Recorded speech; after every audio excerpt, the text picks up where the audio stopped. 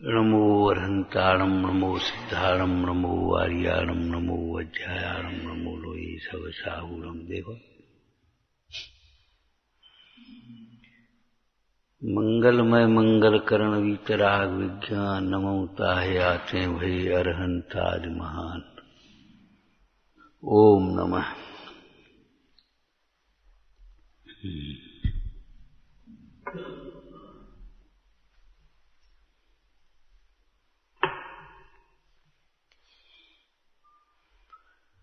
वर्तमान योग जैसे लौकिक शिक्षा में इतिहास होता है, इतिहास जानना जरूरी होता है। बैराग के प्रसंग में पंडित जी ने लिखा है, बुद्धदास जी ने, कैसे कैसे बलि भूप जग में विख्यात भये, बैरी कुल कांपे नेक भौंके विकार हो। तो नीचे लिखा, काऊ सोन हारे एक हारे होनार। वे भी भवितव्य के आगे हार गए।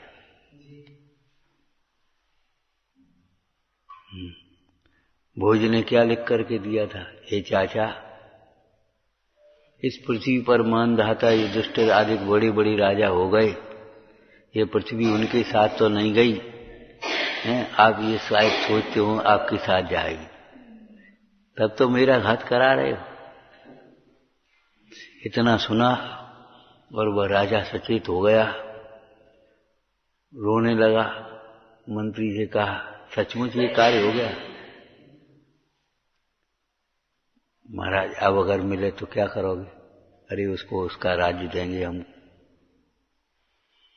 तो वर्तमान योग इतिहास के रूप में समझ लेना चाहिए, और ये प्रामाणिक इतिहास है। मालूम है, पुराणों को की घटनाओं को एक शब्द और जोड़ते हैं, प्राग ऐतिहासिक। हाँ, इतिहास से पहले का है। महावीर, पार्श्वनाथ, नेमिनाथ तक इतिहास के विशेषज्ञों ने स्वीकार कर लिया। उससे पहले इतिहासकार नहीं पहुंच पाए, लेकिन पुराण पहुंच गए।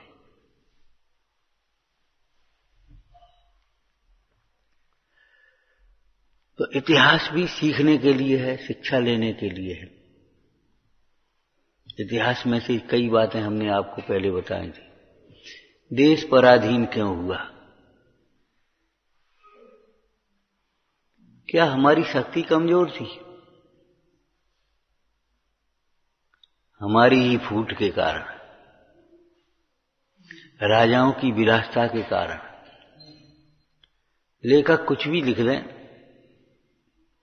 लौकिक लेखक हैं कि पृथ्वीराज का क्षमा करना भूल थी, लेकिन हम कह रहे 16 बार क्या 1600 बार भी क्षमा कर दिया जाता तो कुछ नहीं होता। लेकिन एक तो वह विलासिता में अंधा होकर के वो काम करने लगा, संयोगता का अपहरण, और दूसरे उसके जो निजी मंत्री सेनापति आदि थे उनके साथ में अहंकार आकर के उसके साथ में व्यवहार खोटा किया, और क्रोध, कथाएं, विषय, ये तो शत्रु पैदा करती है। मंदिर में लिखा है, मोक्ष मार्ग प्रकाशक में से, बोलो, इन विषय कषायों से यह जीव स्वयं दुखी होता है।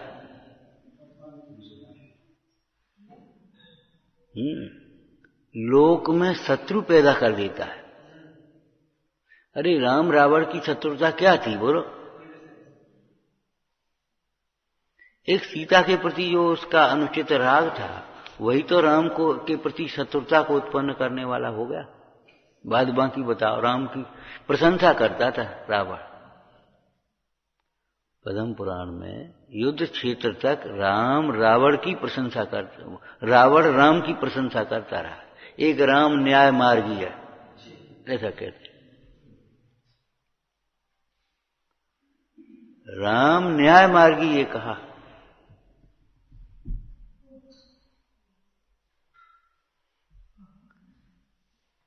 शत्रुता का कारण, युद्ध का कारण राग को बताया था आपको। जहां जहां युद्ध होता है वह राग के कारण होता है।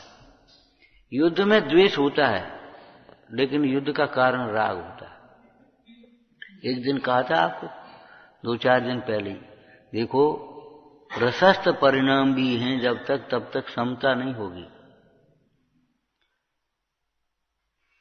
जिसे विषयों में आसक्ति है, देह में आसक्ति है, मोह की तीव्रता है, उसे तो समता की पात्रता ही नहीं है। उसकी तो निरंतर तीव्र कथाएं होती है, संक्लेश परिणाम रहते। मोह की मंदता होती है तो भी समता जैसी लगती है, समता की भावना जग जाती है। समता में जीवन अच्छा लगता है, चाहे वो भगवंतों का हो, चाहे मुनिराजों का हो, चाहे ज्ञानियों का हो। समता में जीवन अच्छा लगता है, सुहाता है। लेकिन समता में राग नहीं है और राग में समता नहीं है। और जहां राग आता है, प्रशस्त राग भी होगा, तो उस राग धर्म के प्रतिकूल चलने वालों के प्रति भले माध्यस्थ भाव रहे, लेकिन जो निकटवर्ती हैं, शिष्यादिक हैं और हैं, उनके प्रति क्षोभ भी आता है। ये समझ लेना। आचार्यों के गुणों का वर्णन करते हुए आचार्य को किशमिश के समान नहीं कहा, आचार्य को नारियल के समान कहा। साधु किशमिश के समान है, उनका भीतर और बाहर दोनों कोमल हैं। लेकिन आचार्य भगवान का ऊपर की बातें जो है ना, ऊपर का जो व्यवहार है, बहुत अनुशासन, बहुत कठोर। लोग में कह देते हैं कठोर, ठीक है, कठोर ही कहा जाएगा, कोई दिक्कत नहीं। लेकिन बाहर कठोरता है, भीतर कोमलता है। इसीलिए समाधि के लिए आचार्य पद को छोड़ करके साधु पद में आते हैं। साधु का मोक्ष होता है, आचार्य का नहीं हो पाता। मतलब जब तक आचार्य पद में रहेंगे तब तक नहीं हो पाए। तो ये बातें सब समझने की हैं प्रथमान योग से। धर्म बुद्धि से किए गए अनुचित कार्य की भी प्रशंसा करना चाहिए, लेकिन स्वयं धर्मात्मा होकर के राग के वशीभूत होकर अनुचित कार्य नहीं करना चाहिए।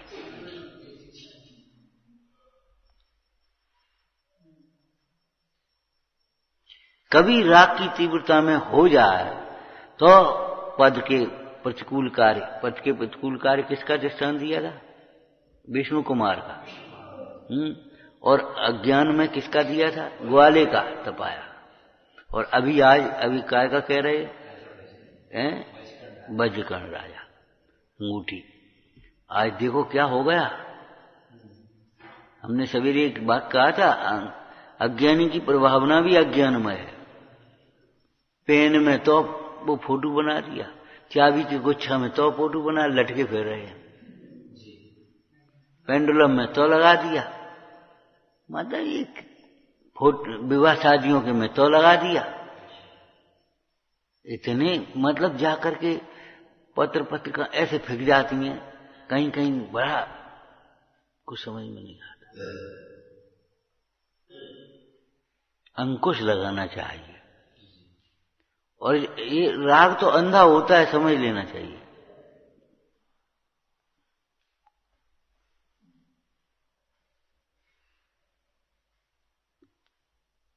यद्यपि वो वज्रकर्ण राजा की अंगूठी में रखने की प्रशंसा नहीं की है। वज्रकर्ण राजा ने अंगूठी में प्रतिमा का आकार बना लिया और उसे ऐसे नमस्कार करने की, वो सोचता था हम इसको नमस्कार कर रहे हैं, इनको नहीं। तो इस अंगूठी में ही और इस प्रकार नमस्कार करने की प्रशंसा नहीं है, ध्यान रखना। प्रशंसा है उस मुनराज के पास लिए गए नियम की दृढ़ता की। प्रशंसनीय होता है नियम, प्रशंसनीय ये नहीं होता। जो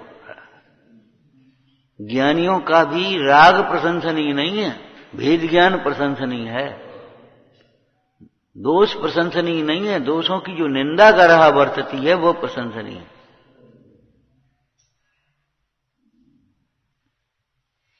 वैभव प्रशंसनीय नहीं है चक्रवर्ती का, चक्रवर्ती की भोग प्रशंसनीय नहीं है, चक्रवर्ती का उन वैभव के बीच में रहने वाला भी जो वैराग्य भाव है, उदासीन परिणाम है, वह प्रशंसनीय है। अभी हरिवंश पुराण हम पढ़ रहे थे, उसमें आदिनाथ का चरित्र आया। बाहुबली का जब वैराग्य हुआ तो वो लक्ष्मी को धिक्कारने लगे, माने चिंतन करने लगे। तो एक अच्छा दृष्टांत आया, नया हम बता दें आपको। यह लक्ष्मी घानी के समान है। घानी तेल निकालने की होती ना, घानी, स्पेलर बोल देते ना आज। ये लक्ष्मी घानी के समान है। घानी जैसे तिल को स्नेह रहित कर देती है, इसलिए तेल को भी कहते चिकनाई को। उसमें तेल अलग हो जाता है और चिकनाई वो खल अलग हो जाती है, खल रह जाती घानी के बाद। घानी में डालो तेली, सरसों, मूंगफली, तो क्या निकलेगा? तेल निकल करके अलग और खली अलग। तो ऐसे जो लक्ष्मी है वह परस्पर के स्नेह को अलग अलग कर देने वाली। भाई भाई का बहुत प्रेम है और बीच में पैसा जायदाद आ गई या पद आ गया, स्त्री आ गई, देश, हम तुम्हारी नहीं बात कह रहे, तुम्हारे घर की, देशभूषण कुलभूषण जैसे कैसे भाई दोनों, और आमने सामने खड़े हो गए, बीच में आ गए। चेतन लक्ष्मी स्त्री कन्या, इसके साथ मैं विवाह करूंगा।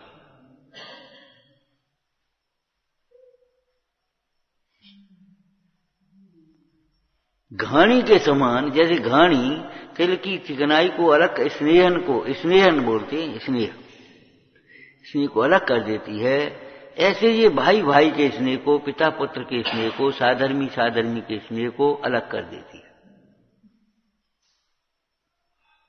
प्रेम, साधर्मी वात्सल्य का, परस्पर के प्रेम का घात करने वाली है। वो दृष्टांत तो आपने पद्म पुराण का पढ़ा ही होगा, है? दोनों भाई दरिद्रता से व्यापार करने निकले और एक मणि खरीद ली। बड़े भाई पे आए तो उसको सोचता है उसको मारे, और छोटे पे आ गई तो वो सोचते उसको मारे, और बहन के पास मिल गई तो बहन के भाई, दोनों भाइयों को मार दें, और माँ के पास पहुंच गई तो माँ को। लेकिन कुछ भली होनार थी, धर्म बुद्धि थी। देखो, धर्मात्मा के जीवन में, ज्ञानी के जीवन में कसाय हो सकती है, अनंतानुबंधी कसाय नहीं होगी। एक तो ये ध्यान रखना, ऐसी कसाय नहीं होगी जिसके वशीभूत होकर के अन्याय करने लगे, अनीति करने लगे, अवक्ष वक्षण नहीं करने लगे, देवशास गुरु को छोड़ करके चाहे कहीं भटकने लगे। ऐसी कसाय नहीं होती। कसाय हो सकती है, लेकिन कसाय ठहरती नहीं है ज्ञानी को। उस कसाय के प्रति निंदा करा बढ़ती है। जैसे कोई बालक हो और उसकी माता बहुत अच्छी हो, और बालक वो चोरी कर रहा है, तो माँ क्यों, कहां से लाया, रखिया, चल मैं चलती, भैया जी लड़का उठा लेगा, उसकी हिम्मत नहीं पड़ेगी। अच्छी माता, भली माता अपने पुत्र के अपराध को पुष्ट नहीं कर सकती।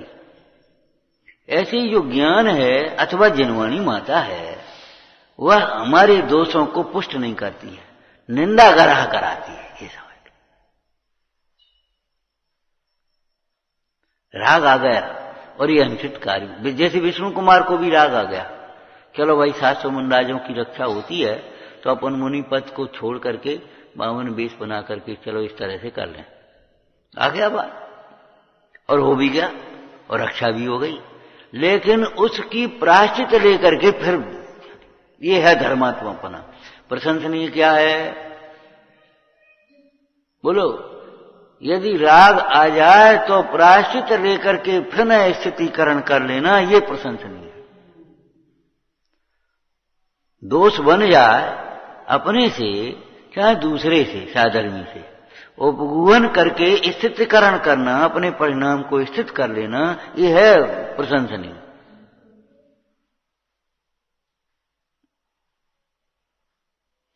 पुराणों में अनेक दृष्टांत आए, हम विचारते रहते। देखो, एक शील प्रतिज्ञा का धारण करने वाली रैन मंजूषा, स्त्री तो थी, सामान्य श्राविका थी, और उसकी प्रशंसा स्वर्ग में हो रही है, या देवियां उसकी रक्षा कर रही हैं, और क्या नाम उसको, किसको, उस शील के ऊपर उपसर्ग करने वाले को, किसको, धवल सेठ को मार रही हैं, दंड दे रही हैं। मुनिराज क्या नाम सुर सागर ध्यान में स्थित खड़े हैं, और वे तलवार लेकर के मारने आए हैं, देव ने आकर के वहीं कील लिया।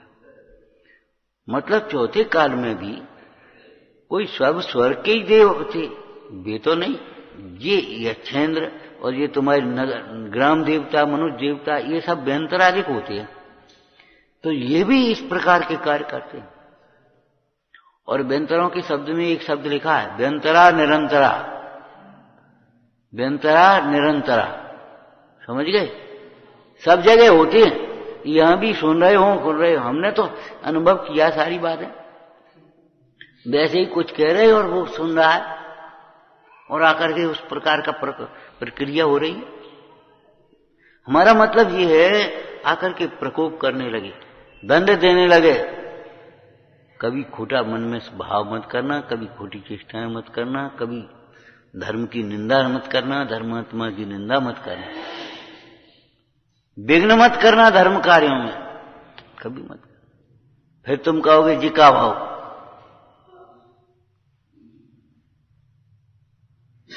वर्तमान योग इसका साक्षी है, ये कह रहे हैं उसको। वर्तमान योग से ये बात सीखने लायक है कि मुनराज ने क्रोध नहीं किया, लेकिन वो सामने खड़ा था, उसने आकर के कील लिया उनको, खड़े ऐसे खड़े रह गए, खड़े के खड़े रह गए। हिरण्य मजूसा ने कुछ नहीं किया, लेकिन वे देव आकर के मार पड़ रही है, मारने वाला नहीं दिख रहा, कौन मारा। शील कथा में भी देखो यही आया कि नहीं आया। हरिवंश पुराण में हरिवंश की उत्पत्ति के प्रसंग में वो सुमुख राजा और बनमाला का प्रसंग है। जैसे मधु राजा का और चंद्रप्रभा का है ना, बिल्कुल वैसा ही प्रसंग समझ लो। सुमुख राजा निकल रहा था, तो क्या नाम बीरक सेठ की स्त्री बनमाला, उसको सब नगर निवासी थे, महिलाएं भी खड़ी थी, ऊपर से पुष्प वर्षा कर रही थी, राजा को निहार रही थी। तो वो बनमाला भी देख रही थी सबको, ऐसे टकटकी लगा करके देखने लायक नहीं है, कभी ध्यान रखना। बनमाला देख रही थी, और उधर राजा की भी निगाह पड़ गई, और राजा ने देखा, उसने कहा देखो ये सुमुख राजा कितना सुंदर है, ओ हो वाह। उसका चित्त चलायमान हो गया, और उसका उधर सुमुख राजा का चित्त चलायमान हो गया, कार्य मेरे राजपने को। यद्यपि ये कार्य अनीति है। पुराणकार हिंदी वचनकार दौलत राम जी वहां लिख रहे हैं, मैं जानता हूं ये स्वस्त्री का भोग भी तो मैंने त्यागने योग्य कहा है, पाप बंध का कारण कहा है। मेरा ये विचार अनुचित है, मेरा ये भाव अनुचित है, लेकिन क्या करूं मैं। सो बेचारा बिल्कुल हो गया। मंत्री ने कहा क्यों महाराज क्या हुआ? क्या अब मैं क्या कहूं, कुछ कहने में भी नहीं आता। मैं दुनिया का न्याय करने वाला, और मैं कर्म के वशीभूत होकर के ऐसा विचार आ रहा है, और ये लग रहा है कि अब क्या करूं। महाराज अभी यहां नहीं, वहां पहुंचो महल में, फिर हम आपको करेंगे। और देखो वहां क्या लिखा, यद्यपि मैं जानता हूं ये कार्य अनुचित है, सर्वथा अनुचित है, ऐसा लिखा। ये मेरा कार्य सर्वथा अनुचित है, तो मैं क्या करूं। अगर तुम्हें मेरे प्राण प्यारे हैं तो तुम मेरे से इनकार मत करो इस काम को। अब मंत्री बेचारा मोह में, राग में, राजा के में, उसने कहा ठीक है। तो दूती को भेज दिया, दूती उस बनमाला को ले आई।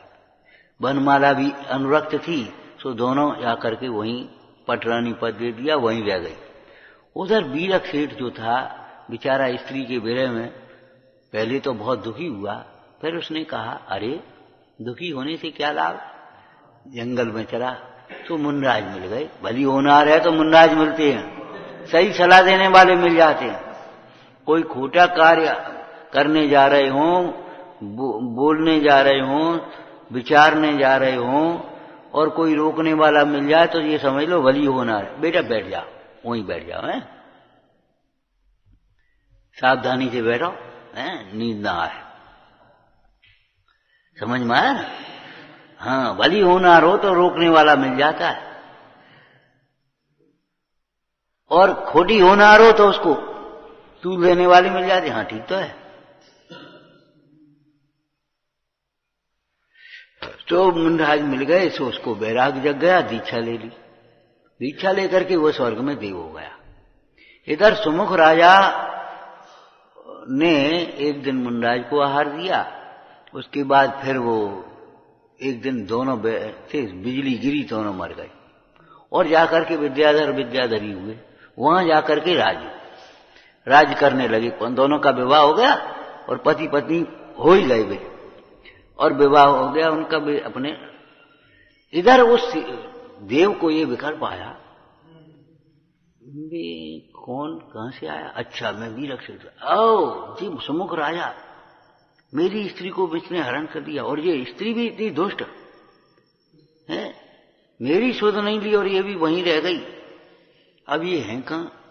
विद्याधर। अच्छा, अब मैं देखता हूं इनको, बदला लूंगा। लेंगे बैर देंगे दुख भई ना नवीनी है। किसी को निर्बल जान करके तुम ये मत सोचो, नहीं, किसी को कमजोर समझ करके ये मत सोचो। देखो हमारा कोई क्या करे,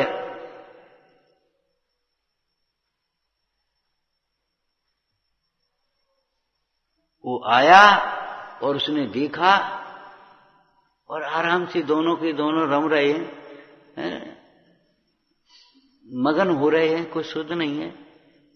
उनकी विद्या हरण कर ली आकाशगामी, आकाश में उड़ नहीं पा।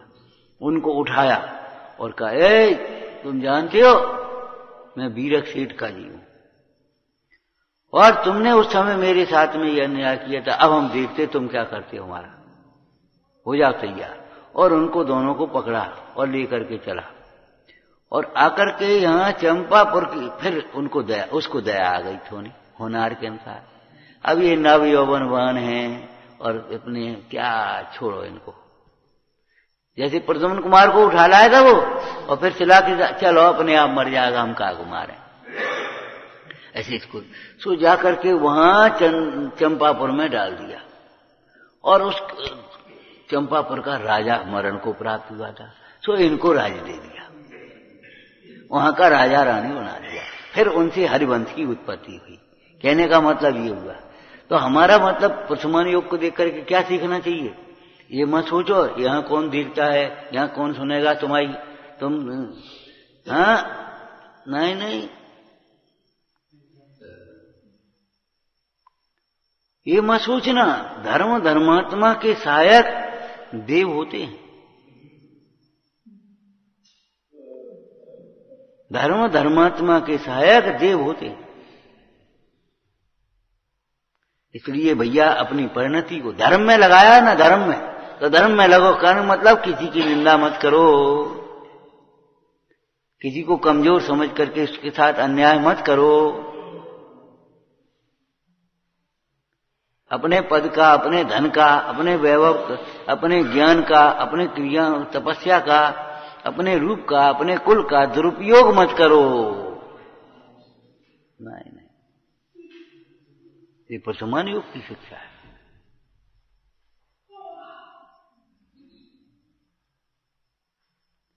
अधर्म में लग गया ना, अब धर्म में कैसे लगाया, उसका फल बताया।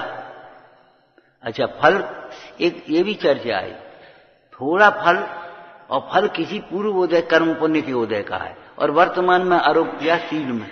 तो ऐसा शील का फल बता करके उसे शील में लगाया, सत्य का फल लगा करके सत्य में लगाया, अहिंसा का फल बता करके अहिंसा में लगाया। और इनके पुराणों की दृष्टांत छाड़ो, खेल खिलौना थोड़ी स्वाध्याय करना। एक यमपाल चांडल की इतनी सी प्रतिज्ञा अहिंसा व्रत की, वर्तमान योग ही तो है। अहिंसा अणुव्रत थोड़ी है ये कोई। अहिंसा अणुव्रत तो किसे कहते हैं? त्रस्त जीवों की कृत कारित अनुमोदना से संकल्पी हिंसा का त्याग कर देना, यह अहिंसा अणुव्रत है। केवल चतुर्दशी के दिन फांसी नहीं लगाएंगे, इतना थोड़ी इंसान व्रत होता है। केवल पहली मछली छोड़ देंगे, इतना थोड़ी अहिंसा व्रत होता है। ये व्रत का अणु में और अणु का भी अणु में आरोपण करके ये कथन किया है। निश्चय धर्म का व्यवहार धर्म में, व्यवहार धर्म का भी एक धर्म में, एक धर्म का भी एक अंग में, ऐसा निरूपण उपचार करके व्यवहार न से कथन किया। ये कौन है? ये हमारे मामा है। तुम्हारे मामा? क्या मामा के दोस्त हैं? वे फलाने हैं। कितने कितने दूर दूर के रिश्ते निकाल लेते हैं। तो यहां अगर निकाल लेते तो कौन सी परेशानी? ये बता, असत्य क्या है? और देखो, कोई कहे इतने से पाप के फल को इतना बड़ा करके बताया। हाँ, जीव पानी में जीव बताते ना, तो माइक्रोस्कोप से दिखा दे इतने इतने, और वैसे कैसे बताते इतने इतने का? यहां भी तो अगर उसको स्पष्ट करने के लिए सूक्ष्मदर्शी वगैरह से देखते हैं, दिखाते हैं कि नहीं? कोई चीज को बड़ा करके दिखा देते हैं, छोटे को बड़ा करके बता देना, कभी बड़े को छोटा करके बताते।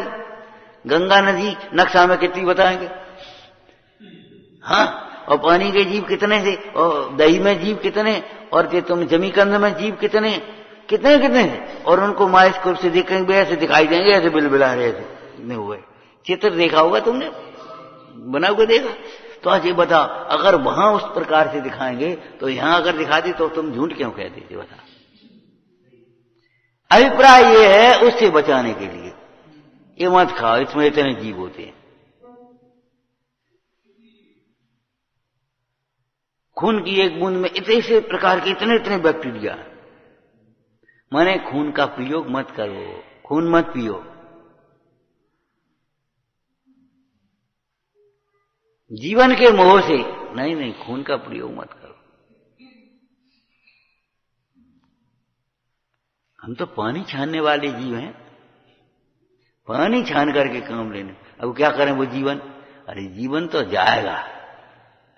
देखो, देह के प्रति निर्मम जीव जो है वही सम्यक दृष्टि होता है, और देह के प्रति जो निर्मम होता है वही सम्यक ज्ञानी होता है, और उसके बाद वही सम्यक चारित्री होता है, संयमी होता है। जब तुम जीव को नहीं पहचान पाओगे तो क्या कर पाओगे? ये तो बता। पशुमान योग क्या कह रहा बता। एक सोनागिर में दृष्टांत दिया था, बोलो। पिता ने कहा हम खून की बावड़ी तैयार करो। पुत्र ने सोचा क्या करूं, पिता की आज्ञा मानूं कि नहीं मानूं? कि आज्ञा धर्म के अनुकूल होगी तो मानने लायक है, ऐसी हिंसात्मक आज्ञा थोड़ी मान लेंगे हम। राजुल से कहा बेटा दूसरा विवाह कर ले, ये थोड़ी मानेंगे हम तुम्हारी दूसरा विवाह।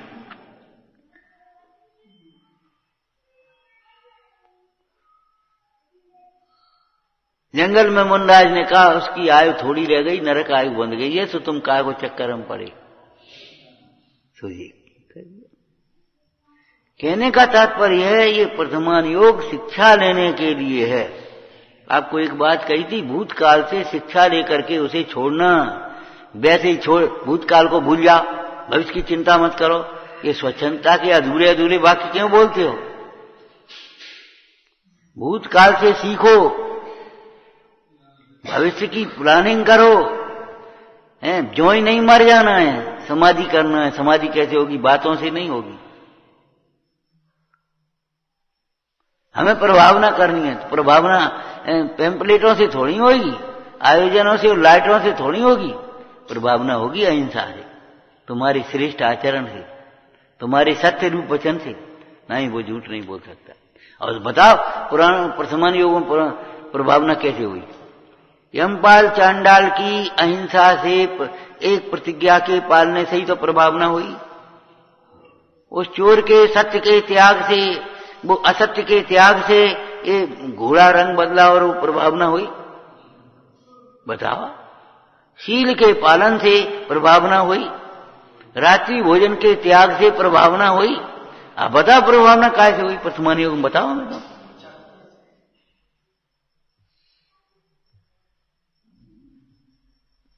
सीता जी के त्याग से, दीक्षा लेने, उसी से प्रभावना हुई।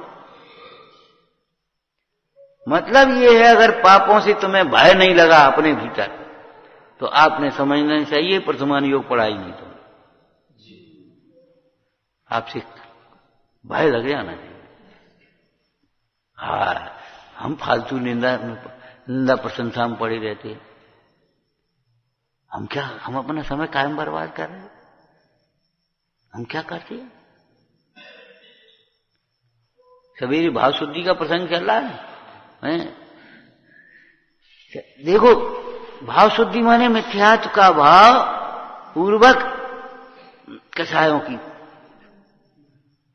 पढ़ करके आए हुए, पढ़ी होगी है? क्या लिखी पहली लाइन बता?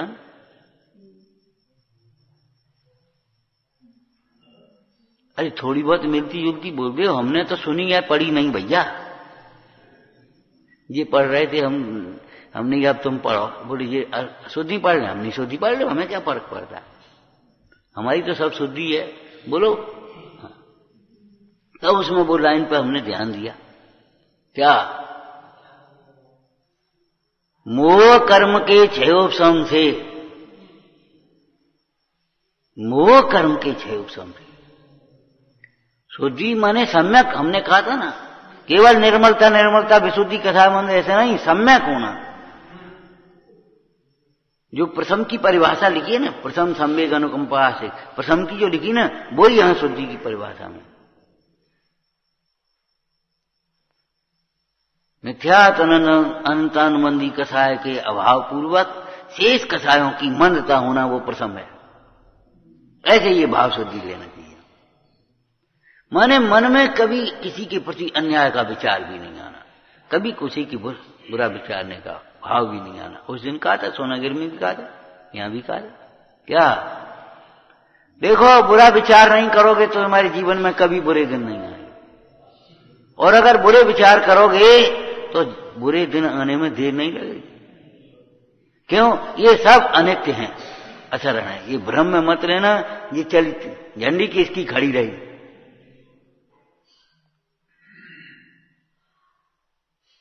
बेटा, जीवन में तुम्हारे बुरे दिन कभी नहीं आए हैं। कब? तुम्हारे मन में कभी बुरा भाव ना आया है।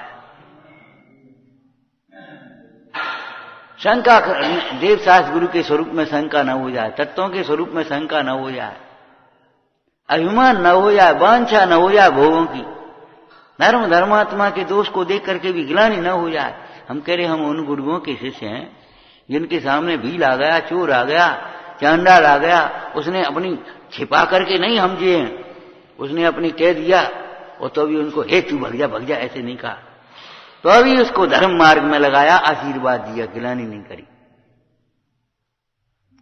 ये मत सोच लेना कि हम अपना दोष कह देंगे तो ऐसे हटा देंगे, हमको गिलानी करेंगे, हमको गुरु का स्वरूप ऐसा नहीं होता, कभी मत सोचना। और गुरु बनकर के, गुरु नाम बड़े का होता है। अगर छोटा कोई तुमसे कह भी दे तो उपगुण भी करना, स्थितिकरण भी करना, गिलानी मत करना, ध्यान रखना कभी। और नहीं तो कल तुम छोटे ही बनोगे, बड़े नहीं बन पाओगे कभी। बहुत विश्वास है उसने कहा, और तुमने उस करके उछाल दिया। नहीं, कहीं लिखा न रहा डायरी में कहीं, और वो डायरी इनके हाथ में पड़ी सो इनने पढ़ी, उनने हाथ में पड़ी सो उनने पढ़ी। ये लापरवाही नहीं रखना कभी जीवन में। लिखना नहीं, अरे गुण लिखो, दोष लिखते का को? गुण लिखो, दोष क्यों लिखते हो?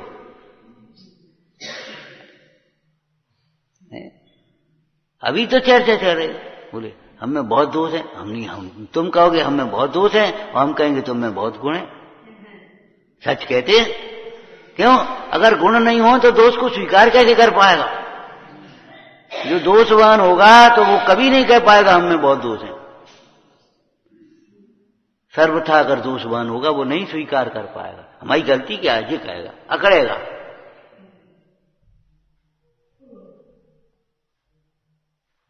मेरी ही भूल है, मेरी ही गलती है, ये बहुत विनम्र ज्ञानी, जिसकी गलती नहीं होगी वो ही कह पाएगा, ये समझ लेना। अरे दीवान अमरचंद ने जयपुर में जो अंग्रेज अधिकारी की हत्या हो गई और उस छल से अंग्रेजों ने भेज दिया अपना एजेंट। जयपुर राज्य पर कब्जा रहेगा छावनी का तब तक, जब तक अधिकारी नहीं मिलेगा। बोले अधिकारी मिल गया, मैं हूं, ले चलो। ये तुम्हारी चाल नहीं चलेगी जयपुर राज्य को कब्जा करने की। मैं हूं बोल, मैंने दूसरे का दोष का आरोपण मेरे ऊपर दे दिया। हम कहते बड़ा और छोटे का यही भेद होता है? आप कहीं बैठे, कहीं भी प्रिंसिपल हो और वो अध्यापक की शिकायत लेकर के कोई आया, साहब उसको बुला, तुम हमसे कहो क्या बात करो पहले, ये हमारी व्यवस्था है।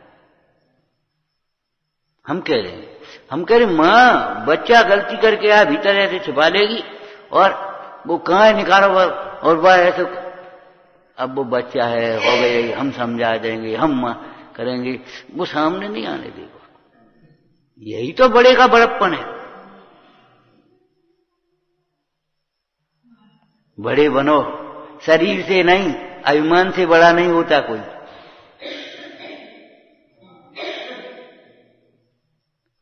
समझ में आया ना? अभिमान के त्याग से बड़े होते हैं। कसायों से बड़े नहीं हो जाते, धन से बड़े नहीं होते, धन के त्याग से बड़े होते हैं।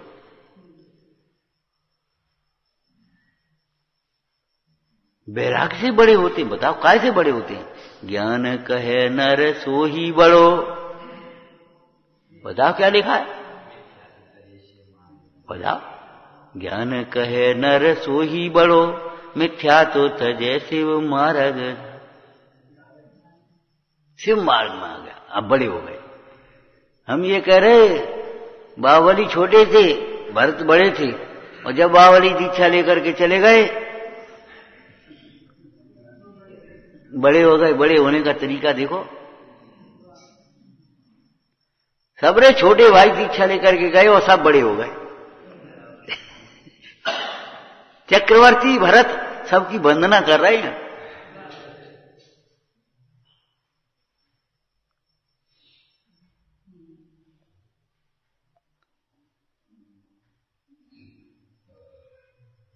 वर्तमान योग से रस तो खींचो, भीतर रस हो तो भी निकलेगा। ये समझ, दम चाहिए निकालने की तुम्हें।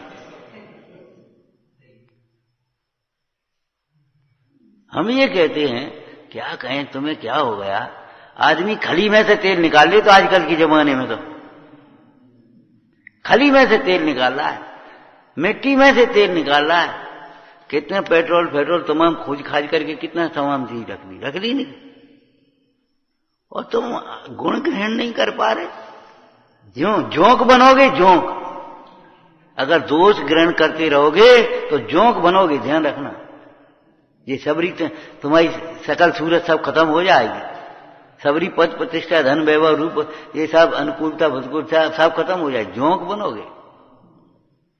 क्योंकि जोंक का लक्षण होता है दूध के स्थान पर बैठ करके भी दूषित रक्त का ग्रहण करना। साधर्मी के समीप आकर के भी अगर दोष ग्रहण करते हैं तो ये जोंक बनने की तैयारी है, ध्यान रखना। अग्निकाय में अगर आप ईर्ष्या करते हैं तो अग्निकाय बनने की तैयारी है। ईर्ष्या में मत चलो, अग्निकाय बनोगे। दोष ग्रहण मत करो, जोंक बनोगे, जोंक।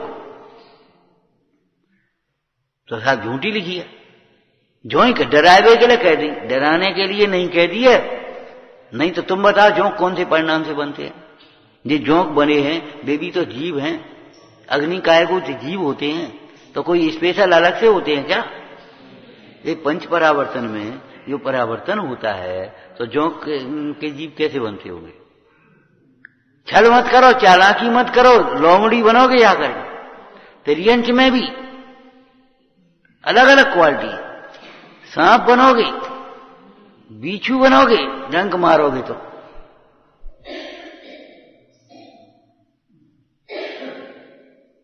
वर्तमान योग इनको प्रमाणित करता है। वर्तमान योग इन सब बातों के दृष्टांत रूप है। जो तत्वज्ञानी होकर वर्तमान योग का अभ्यास करते हैं, बस इतना ही कहेंगे, तत्वज्ञानी होकर के अभ्यास करते हैं, उनको ये सब वर्तमान योग के दृष्टांत उदाहरण स्वरूप भाषित होते हैं। ठीक है ना।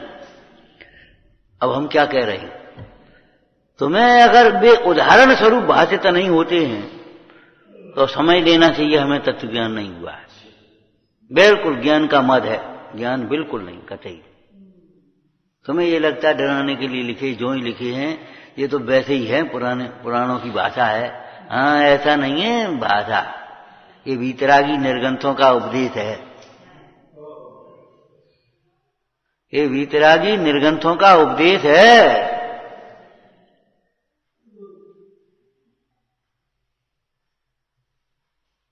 कहने से थोड़ी है हमारे सबरे दोष मिथ्या हो, हमारे आज तक के दोष मिथ्या हो, आज 10 के दोष। अरे आज तक के मिथ्या तो तब होंगे आज सम्यक्त होगा तब, लेकिन आज भी मिथ्या तो होगा तो आज तक के दोष मिथ्या कैसे हो गए? वे तो तैयार ताजी बैठे।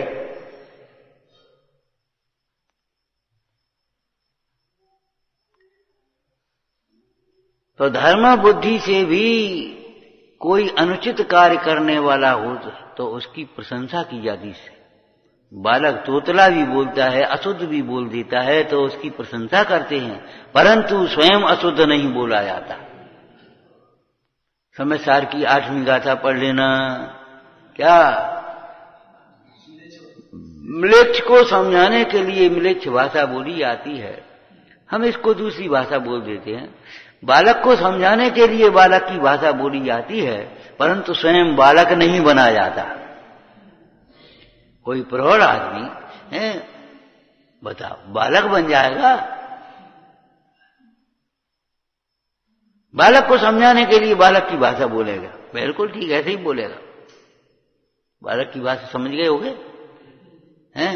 चाचा को बुलाना, चाची को बुलाना, हैं माँ को बुलाना, बालक की भाषा है कि तेरी माँ है, बालक की भाषा बोलेगा। लेकिन स्वयं तो बालक नहीं बन जाएगा, माने वो पत्नी को माँ तो नहीं मान लेगा, तो तू शरीर को आत्मा कैसे मानता है?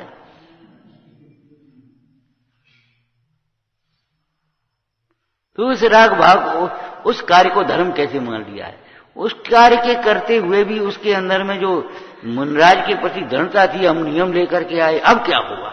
अब बेचारा ऐसा तो है नहीं कि पंडित जी यहीं रहते तो पूछ जाओ चढ़ जाओ। हाँ, जंगल में गए तो मुनराज मिल गए, अब वो चला आया, अब मुनराज कहाँ और वे कहाँ। अब सोचिए अब क्या करें, हम नियम तो ले आए और सिंगोदर राजा के यहाँ हम जाएंगे और नमस्कार नहीं करेंगे तो वो गुस्सा हो, दंड देगा। अब क्या करें? अब बड़ी आफत, तो बिना समझे भोलापन में कर दिया काम। समझ में आया ना? ऐसे भोलेपने के काम नहीं करना चाहिए, समझना चाहिए। तो प्रथमान योग समझ लो, आपके लौकिक शिक्षा के क्षेत्र में जो इतिहास का स्थान है वह प्रथमान योग का स्थान है। लेकिन इतिहास छद्मस्तों की रचना है, राग द्वेष से लिखे गए हैं, इसलिए इतिहास में अनेक प्रकार की विकृतियां भी हैं। लेकिन पुराण तो भैया बीतरागी संतों के लिखे गए हुए हैं, इसलिए वहां परस्पर में विविक्षा भेद होगा लेकिन विरोध नहीं होगा। कहीं भी पाप का, हिंसादिक का, मिथ्यात्व का कहीं पोषण नहीं होगा। इनमें तो नहीं है, तो अब क्या करना चाहिए? अब तुम्हारा काम हो गया, तुम्हारा कर्तव्य। इनके किसी कथनों में से आप पोषण मत कर बैठना। ये शैली भूल जाओ, इसमें क्या हो गया और कौन देखता है और क्या करेगा, मेरा कौन क्या कर लेगा, मैं तो ऐसे ही करूंगा। अच्छा, ये कड़ी छोड़ देना। व्यंतरा निरंतरा, पूर्व भाव का जीव आकर के वो बन गया और उसने बैर लिया आकर के। माता बन गई वो तो भी उसने बैर लिया। ऐसे नंदेसा के प्रसंग में, कई प्रसंगों में है पुराणों में, पूर्व भव में उसने बैर लिए। धन्य कुमार से भाइयों का बैर कारण था, वर्तमान का कोई कारण नहीं था, लेकिन बैर बन लेंगे बैर देंगे दुख भई ना नवीनी है। पंडित जी ने, भूदेव दास जी ने एक छंद लिखा है, आपने पढ़ा होगा, हैं? ये बूढ़ा आदमी लाठी टेक के कमर से कैसे करता है ना, और तो भी कपता है। तो पंडित जी से पूछा जी काहे को कप रहा है, डंडा लें तो कप रहा हो, काहे कप रहा हो? तो पंडित जी उसका उत्तर देते, हमने तो बच्चों का इस तरह का एक नाटक भी कराया था, बहुत कम से कम 50 साल पहले। बच्चे बूढ़ा कि ये कपता क्यों पंडित जी बताओ, कम करो क्यों हो गया? कि सुनो, पापों से नहीं कपोगे तो कपोगे ही। अहो इन आपने अभाग उदय ना ही जानी, बीत राग बानी सार दया रस दीनी है। जौवन के जोर थिर जंगम अनेक जीव, जाहि ने सताए कछु करुणा नहीं कीनी है। तेई अब जीव रास आए हैं परलोक पास, लेंगे बैर देंगे दुख भई ना नवीनी है। उन्हीं के भय को भरोसो जान कांपत है, याही डर डोकरा ने लाठी हाथ लीनी है। ये लठिया लेके बंदूक ले काय चलते लोग? डर लगता है ना। डर किनको लगता है? हमारे मुनराजों पर अस्त्र शस्त्र क्यों नहीं होते? कि स्वयं भी डरते नहीं है और डराते भी नहीं। जो डरते हैं और डराते हैं, मिथ्या डर उत्पन्न करते हैं। समझ लेना चाहिए वे इन देवशास गुरु के अनुयायी नहीं हो सकते।